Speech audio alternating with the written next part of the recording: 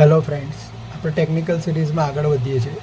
આજે આપણે વાત કરવી છે પ્લમ્બિંગના મટીરિયલ વિશેની. પ્લમ્બિંગમાં અલગ અલગ ટાઈપના મટીરિયલ આવે છે. એક તો યુપીવીસી આવે છે, સીપીવીસી આવે છે, જે પોર્ટેબલ વોટર માટે કે મતલબ જે આપણે જે પાણી યુઝ કરવા છે એના માટે આપણે યુપીવીસી સીપીવીસી એ બધું વપરાય છે. એમાં પછી 80 શિડ્યુલ 40 શિડ્યુલ એવું અલગ અલગ આવે છે. 80 શિડ્યુલ અને 40 શિડ્યુલમાં મેલની ડિફરન્ટ થિકનેસનો હોય છે.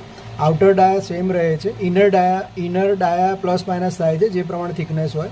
80 શિડ્યુલમાં પાઇપની થિકનેસ વધારે હોય છે અને 40 શિડ્યુલમાં પાઇપની થિકનેસ ઓછી હોય છે. 80 શિડ્યુલ એ વધારે પ્રેશર હેન્ડલ કરી શકે છે અને 40 શિડ્યુલ ઓછું પ્રેશર હેન્ડલ કરી શકે છે. એટલે જનરલી પ્રોજેક્ટમાં એવી રીતે કરતા હોય છે કે 40 શિડ્યુલની પાઇપ લેતા હોય છે અને 80 શિડ્યુલના ફિટિંગ્સ લેતા હોય છે. પ્રેશર મેક્સિમમ રીતે જ્યારે આવતું હોય છે ફિટિંગ્સ કે જોઈન્ટ્સ ઉપર આવતું હોય છે. એટલે જો કોસ્ટ તમારે સેવ કરવી હોય તો એ રીતે તમે કરી શકો છો.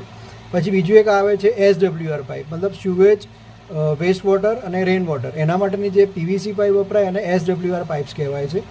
બીજી એક સાદી પીવીસી પાઇપ આવે છે કે જે વોશઆઉટ માટે યુઝ થતી હોય છે. વોશઆઉટ એટલે આપણે જ્યારે બેઝિનમાંથી તમારી એન્ટીમાં જે લાઇન જતી હોય એને વોશઆઉટ કહેવામાં આવે છે. વોશઆઉટની લાઇન 40 mmની હોય છે અને 1.5 ઇંચ ટેન્ટેટિવ કહેવામાં આવે છે. એટલે જનરલી વોશઆઉટવાળી પાઇપ ઘણી વખત એવું થતું હોય છે કે વોશઆઉટ લાંબુ થતું હોય અથવા વધારે બેન્ડ આવતા હોય તો એ રીતનું વોશઆઉટ 40 mmના ડાયાવાળું એવોઇડ કરવું જોઈએ. એની જગ્યાએ વોશ બેસિન જે આવતું હોય એમાં નીચે એક એન્ટી રાખી વોશઆઉટ એની ઉપર પાડી અને ત્યાંથી બીજી એક એન્ટીથી બીજી એન્ટી કરવી જોઈએ કે જેથી તમારો ફ્લો એ ના થાય અને જોઈન્ટ તમારા ઓછા થાય. અને વધારે ડાયાવાળું પાઇપ લગાવવાથી વોશઆઉટમાંથી જે પાણી નીકળે છે ઇઝીલી પ્રોપરલી જઈ શકે અને મેન્ટેનન્સ ઓછું આવે. આ થઈ આપણી પ્લમ્બિંગ વિશેની વાત કે જેમાં જ પાણી માટે યુપીવીસી વપરાય છે, ગટર લાઇન માટે SWR વપરાય છે અને પેલા માટે સાદું પીવીસી વપરાય છે વોશઆઉટ માટે.